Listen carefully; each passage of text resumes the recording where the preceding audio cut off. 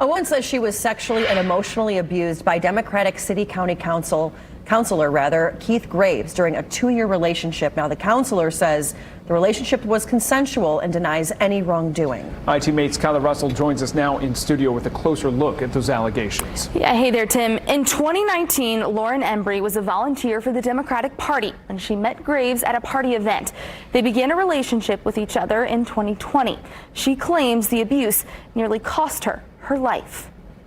I didn't realize that I was in an abusive relationship until I was on suicide watch and the chaplain told me. Embry says she initially didn't think much of her relationship with Councilor Keith Graves, who represents the northeast side of the city. She says they went from acquaintances to much more, and quickly. Within 3 days, I was waking up at his house. She says things soon took a violent turn when she didn't pick up one of his late night calls. And he told me that he better not find out that I was seeing other people. She says the abuse continued, leading her to several suicide attempts. I survived even contemplating jumping off of an overpass here in the city. She was admitted to the hospital for a mandatory 72-hour suicide watch. After I got out of the hospital, Keith popped up at my apartment maybe 10, 11 o'clock one evening one day. He then attempted to force himself on top of me. She says she made it clear she did not want to be near him anymore, but she says the late night knocks on the door continued. How often would that happen?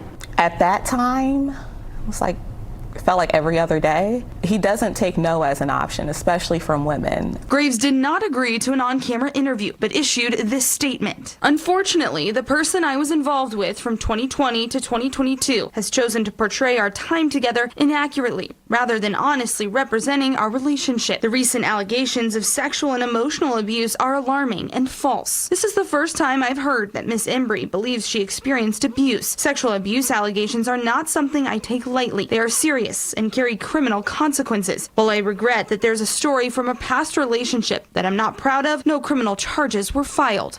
She did not make any police reports out of fear of retribution. Embry is telling her story after women came forward saying they were harassed, sexually assaulted, or groomed within Mayor Joe Hogsett's administration, leading to multiple calls for his resignation. Graves says, regarding my position as a city-county councilor and that of the administration, no comparisons should be made between me and those of any former or current elected officials or city employees, as the circumstances are entirely unrelated. She's trying to pick up the pieces, now working as a social worker and community advocate. She says the price paid for coming forward is high, and she still sees Graves at community events. He knows, I know. We just try to put on the mask. I fake it like I don't know him, and I keep it pushing.